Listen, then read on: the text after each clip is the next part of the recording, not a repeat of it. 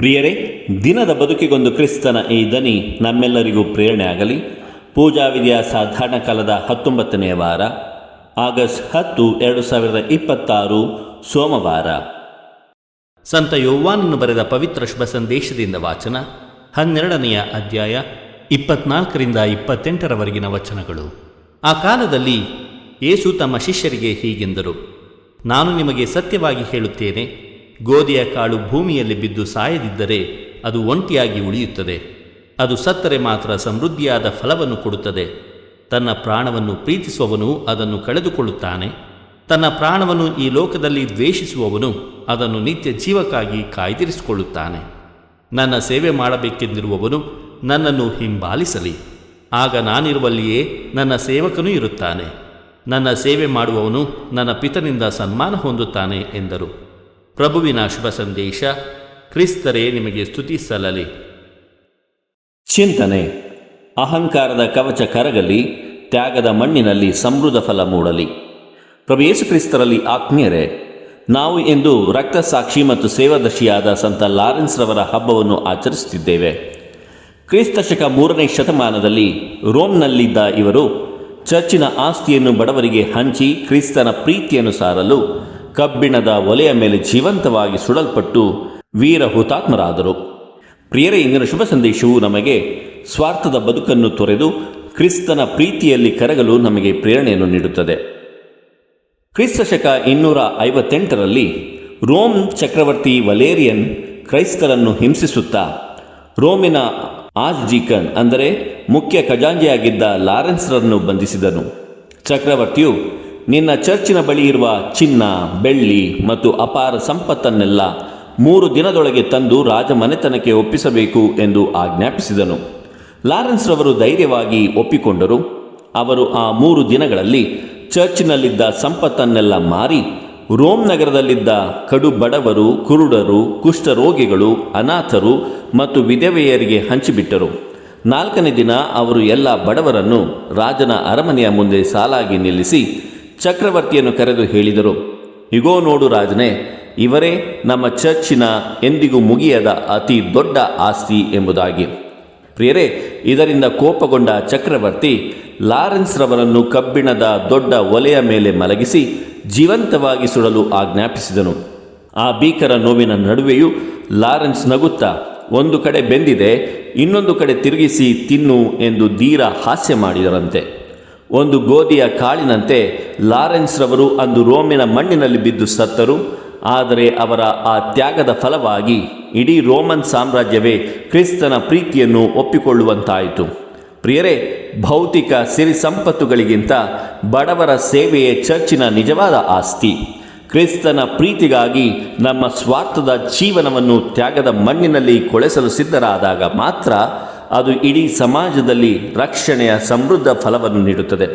ಪ್ರಿಯರೇ, ಇಂದಿನ ಶುಭ ಸಂದೇಶದಲ್ಲಿ ಗೋಧಿಯ ಕಾಳು ಭೂಮಿಯಲ್ಲಿ ಬಿದ್ದು ಸಾಯದಿದ್ದರೆ ಅದು ಒಂಟಿಯಾಗಿ ಉಳಿಯುತ್ತದೆ, ಅದು ಸತ್ತರೆ ಮಾತ್ರ ಸಮೃದ್ಧಿಯಾದ ಫಲವನ್ನು ಕೊಡುತ್ತದೆ ಎಂಬುದಾಗಿ ಪ್ರಭು ಯೇಸು ಕ್ರಿಸ್ತರು ತಿಳಿಸುತ್ತಾರೆ. ಪ್ರಿಯರೇ, ಪ್ರಭುವಿನ ಈ ವಾಕ್ಯ ಪ್ರಕೃತಿಯ ಅತ್ಯಂತ ನೈಸರ್ಗಿಕ ನಿಯಮವನ್ನು ಆಧರಿಸುತ್ತದೆ. ಪ್ರಿಯರೇ, ಒಂದು ಕಾಳು ಮಣ್ಣಿನೊಳಗೆ ಬಿದ್ದಾಗ ಅದರ ಗಟ್ಟಿಯಾದ ಬಾಹ್ಯ ಕವಚ ಅಂದರೆ ಔಟರ್ ಶೆಲ್ ತೇವಾಂಶ ಮತ್ತು ಮಣ್ಣಿನ ಒತ್ತಡಕ್ಕೆ ಸಿಲುಕಿ ಕೊಳೆಯಬೇಕು ಅಥವಾ ಕರಗಬೇಕು. ಆ ಕವಚ ಕೊಳೆಯದೆ ತನ್ನ ಸ್ವಂತ ರೂಪವನ್ನು ಕಾಪಾಡಿಕೊಳ್ಳಲು ಹಠ ಹಿಡಿದರೆ ಅದರೊಳಗಿನ ಜೀವದ ಕಣ ಹೊರಬರಲು ಸಾಧ್ಯವೇ ಇಲ್ಲ. ಆ ಕಾಳು ಒಂಟಿಯಾಗಿಯೇ ಇರುತ್ತದೆ. ಕವಚದ ಮರಣವೇ ಮೊಳಕೆಯ ಜನನ. ಪ್ರಿಯರೇ, ಪ್ರಭು ಯೇಸುವಿನ ಈ ಮಾತಿನ ಅರ್ಥ ಕೇವಲ ಭೌತಿಕ ಸಾವನ್ನು ಹೇಳುತ್ತಿಲ್ಲ, ಬದಲಿಗೆ ತಮ್ಮ ಮುಂಬರುವ ಶಿಲುಬೆಯ ಮರಣದ ರಹಸ್ಯವನ್ನು ಈ ಮೂಲಕ ಪ್ರಕಟಿಸುತ್ತಿದ್ದಾರೆ. ಪ್ರಿಯರೇ, ಪ್ರಭು ಯೇಸು ಶಿಲುಬೆಯ ಮೇಲೆ ತಮ್ಮ ದೇಹವನ್ನು ಅರ್ಪಿಸದೇ ಇದ್ದಿದ್ದರೆ ರಕ್ಷಣೆಯ ಫಲ ಜಗತ್ತಿಗೆ ಸಿಗುತ್ತಿರಲಿಲ್ಲ. ನಮ್ಮ ಆಧ್ಯಾತ್ಮಿಕ ಜೀವನದಲ್ಲೂ ಅಷ್ಟೇ. ನಮ್ಮ ಅಹಂಕಾರ, ಸ್ವಾರ್ಥ, ಹೆಮ್ಮೆ ಅಥವಾ ನಾನು ಎಂಬ ಗಟ್ಟಿಯಾದ ಬಾಹ್ಯ ಕವಚ ದೈನಂದಿನ ಜೀವನದಲ್ಲಿ ಕರಗಬೇಕು. ನಾವು ನಮ್ಮ ಸ್ವಾರ್ಥಕ್ಕೆ ಸತ್ತಾಗ ಮಾತ್ರ ನಮ್ಮಿಂದ ಸಮಾಜಕ್ಕೆ ಪ್ರೀತಿ, ಕರುಣೆ ಮತ್ತು ಸೇವೆಯ ಸಮೃದ್ಧ ಫಲ ಸಿಗಲು ಸಾಧ್ಯ. ಇನ್ನು 2ನೇಯದಾಗಿ, ತನ್ನ ಪ್ರಾಣವನ್ನು ಪ್ರೀತಿಸುವವನು ಅದನ್ನು ಕಳೆದುಕೊಳ್ಳುತ್ತಾನೆ. ತನ್ನ ಪ್ರಾಣವನ್ನು ಈ ಲೋಕದಲ್ಲಿ ದ್ವೇಷಿಸುವವನು ಅದನ್ನು ನಿತ್ಯ ಜೀವಕ್ಕಾಗಿ ಕಾಯ್ದಿರಿಸಿಕೊಳ್ಳುತ್ತಾನೆ ಎಂಬುದಾಗಿ ಪ್ರಭು ಯೇಸು ನುಡಿಯುತ್ತಾರೆ. ಪ್ರಿಯರೇ, ಮೂಲ ಗ್ರೀಕ್ ಗ್ರಂಥದಲ್ಲಿ ಯೇಸು ಪ್ರಾಣ ಅಥವಾ ಜೀವ ಎಂಬ ಪದಕ್ಕೆ ಎರಡು ವಿಭಿನ್ನ ಗ್ರೀಕ್ ಪದಗಳನ್ನು ಬಳಸುತ್ತಾರೆ. ಒಂದು ಸೈಕೆ ಎನ್ನುವ ಪದ, ಇನ್ನೊಂದು ಝೋಯಿ ಎನ್ನುವ ಪದ. ತನ್ನ ಪ್ರಾಣವನ್ನು ಪ್ರೀತಿಸುವವನು ಎನ್ನುವಾಗ ಯೇಸು ಬಳಸುವುದು ಸೈಕೆ, ಅಂದರೆ ಲೌಕಿಕ ಶಾರೀರಿಕ ಭೋಗ ಜೀವನ ಮತ್ತು ಈ ಪ್ರಪಂಚದ ಅಸ್ತಿತ್ವ. ಆದರೆ ಅದು ನಿತ್ಯ ಜೀವಕ್ಕಾಗಿ ಕಾಯ್ದಿರಿಸಿಕೊಳ್ಳುತ್ತಾನೆ ಎನ್ನುವಾಗ ಯೇಸು ಬಳಸುವುದು ಝೋಯೆ, ಅಂದರೆ ದೈವಿಕ, ಆತ್ಮಿಕ ಹಾಗೂ ಸ್ವರ್ಗೀಯ ಶಾಶ್ವತ ಜೀವ. ಮೂಲ ಪಠ್ಯದಲ್ಲಿ ದ್ವೇಷಿಸುವುದು ಎಂದರೆ ಜೀವವನ್ನು ಕೀಳಾಗಿ ಕಾಣುವುದಲ್ಲ, ಬದಲಿಗೆ ಹೋಲಿಕೆಯಲ್ಲಿ ದ್ವಿತೀಯ ಆದ್ಯತೆ ನೀಡುವುದು ಎಂದರ್ಥ. ಪ್ರಿಯರೇ, ಮನುಷ್ಯನ ತನ್ನ ಲೌಕಿಕ ಸುಖ ಭೋಗಗಳನ್ನು ಉಳಿಸಿಕೊಳ್ಳಲು ದೇವರ ಮೌಲ್ಯಗಳನ್ನು ಅಡವಿಟ್ಟರೆ ಆತ ತನ್ನ ನಿಜವಾದ ದೈವಿಕ ಜೀವವನ್ನು ಅಂದರೆ ಝೋಯೆಯನ್ನು ಕಳೆದುಕೊಳ್ಳುತ್ತಾನೆ. ಆದರೆ ಕ್ರಿಸ್ತನ ಪ್ರೀತಿ ಮತ್ತು ಸತ್ಯಕ್ಕಾಗಿ ತನ್ನ ಲೌಕಿಕ ಆಸೆಗಳನ್ನು ಹಾಗೂ ಸ್ವಾರ್ಥ ಸುಖಗಳನ್ನು ಬಲಿ ನೀಡಲು ದ್ವೇಷಿಸಲು ಸಿದ್ಧನಿರುವವನು ದೇವರ ಸನ್ನಿಧಿಯಲ್ಲಿ ನಿತ್ಯ ಜೀವವನ್ನು ಕಂಡುಕೊಳ್ಳುತ್ತಾನೆ. ಈ ಒಂದು ಆಧ್ಯಾತ್ಮಿಕ ಸತ್ಯವನ್ನು ಯೇಸು ಸ್ವಾಮಿ ಇಂದಿನ ಶುಭ ಸಂದೇಶದಲ್ಲಿ ನಮಗೆ ತಿಳಿಸುತ್ತಿದ್ದಾರೆ. ಇನ್ನು ಮೂರನೆಯದಾಗಿ, ನನ್ನ ಸೇವೆ ಮಾಡಬೇಕೆಂದಿರುವವನು ನನ್ನನ್ನು ಹಿಂಬಾಲಿಸಲಿ, ಆಗ ನಾನಿರುವಲ್ಲಿಯೇ ನನ್ನ ಸೇವಕನು ಇರುತ್ತಾನೆ. ನನ್ನ ಸೇವೆ ಮಾಡುವವನು ನನ್ನ ಪಿತನಿಂದ ಸನ್ಮಾನ ಹೊಂದುತ್ತಾನೆ ಎನ್ನುತ್ತಾರೆ ಪ್ರಭು. ಆತ್ಮೀಯರೇ, ಪ್ರಾಚೀನ ರೋಮನ್ ಯಹೂದ್ಯ ಸಂಸ್ಕೃತಿಯಲ್ಲಿ ದಿಯಾಕೋನಸ್ ಎಂದರೆ ತನ್ನ ಯಜಮಾನ ಎಲ್ಲೇ ಹೋದರೂ ಆತನ ಹೆಜ್ಜೆಯ ಜಾಡಿನಲ್ಲೇ ಹಿಂಬಾಲಿಸುವ ನಂಬಿಕಸ್ಥ ಸೇವಕ. ಇದಕ್ಕೆ ಪ್ರತಿಯಾಗಿ ಯೇಸು ನನ್ನ ಪಿತನಿಂದ ಸನ್ಮಾನ ಹೊಂದುತ್ತಾನೆ ಎನ್ನುತ್ತಾರೆ. ಪ್ರಿಯರೇ, ಇಲ್ಲಿ ಸನ್ಮಾನ ಎಂಬ ಪದಕ್ಕೆ ಬಳಸಲಾದಂತಹ ಗ್ರೀಕ್ ಪದ ತಿಮೆ. ಆದರೆ ತಿಮೆ ಎಂದರೆ ಅತ್ಯುನ್ನತ ಮೌಲ್ಯ ಅಥವಾ ಗೌರವ.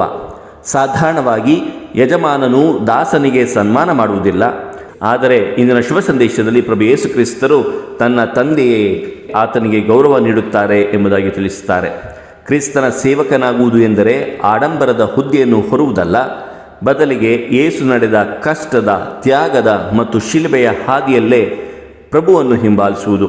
ಯೇಸುವಿನ ಸೇವಕ ಯೇಸುವಿರುವ ಸ್ಥಳದಲ್ಲೇ, ಅಂದರೆ ದೀನರು, ಬಡವರು ಮತ್ತು ನೊಂದವರ ಮಧ್ಯೆ ಇರುತ್ತಾನೆ. ಈ ಲೋಕವು ಕ್ರಿಸ್ತನ ಸೇವಕರನ್ನು ನಿಂದಿಸಬಹುದು ಅಥವಾ ಹಿಂಸಿಸಬಹುದು.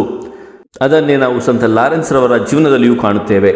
ಆದರೆ ಲೌಕಿಕ ರಾಜರ ದಂಡನೆಯನ್ನು ಮೀರಿ ಸ್ವರ್ಗೀಯ ಪಿತನು ಅವರಿಗೆ ಕೊಡುವ ನಿತ್ಯ ಗೌರವ ಮತ್ತು ಸನ್ಮಾನ ಶಾಶ್ವತವಾದುದು. ಹಾಗಾದರೆ ಪ್ರಿಯರೇ, ಇಂದಿನ ಶುಭ ಸಂದೇಶವನ್ನು ನಾವು ನಮ್ಮ ಜೀವನದಲ್ಲಿ ಹೇಗೆ ಜೀವಿಸುವುದು?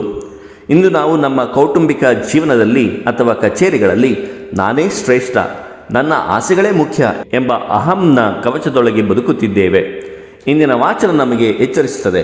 ಗೋಧಿಯ ಕಾಳಿನಂತೆ ನಾವು ನಮ್ಮ ಹಠ, ಕೋಪ ಮತ್ತು ಸ್ವಾರ್ಥವನ್ನು ಬಿಟ್ಟುಕೊಡಬೇಕು. ಮನೆಯಲ್ಲಿ ಹೆಂಡತಿ ಮಕ್ಕಳಿಗಾಗಿ ಅಥವಾ ಸಮಾಜದಲ್ಲಿ ನೊಂದವರಿಗಾಗಿ ನಮ್ಮ ಸಮಯ ಮತ್ತು ಸುಖವನ್ನು ತ್ಯಾಗ ಮಾಡಿದಾಗ ಮಾತ್ರ ನಮ್ಮ ಬದುಕಿಗೆ ನಿಜವಾದ ಅರ್ಥ ಸಿಗುತ್ತದೆ.